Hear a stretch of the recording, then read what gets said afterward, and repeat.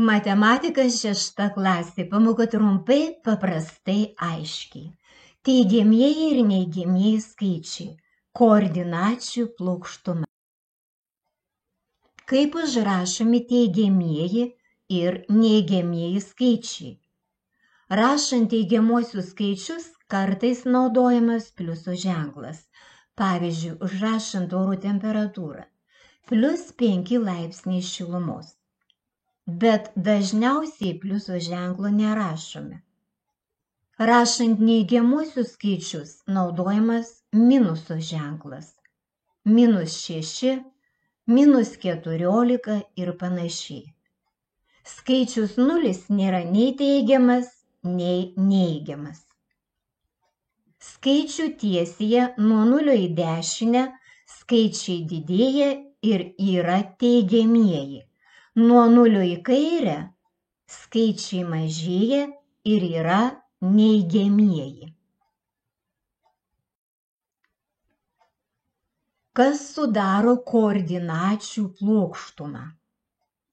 Koordinačių plokštumą OXY sudaro abscisių ašis OX ir ordinačių ašis OY.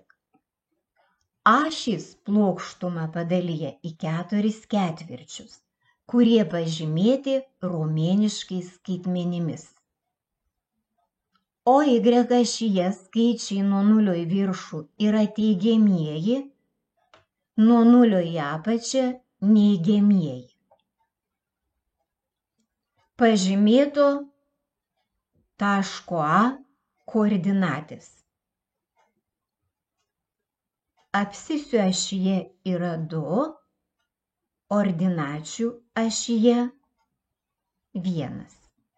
Taškas A yra pirmame ketvirtyje. Taško B koordinatės. Abscisių ašyje -1, ordinačių ašyje -2. Taškas B yra trečiame ketvirtyje. Ko mokys? Teigiamieji ir neigiamieji skaičiai, koordinačių plokštuma. Žvilgtelk dar atgal, perskaityk dar kartą, įsimink. Ką sužinojai?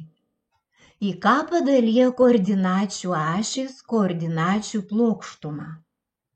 Kurie skaičiai koordinačių ašyse yra neigiamieji?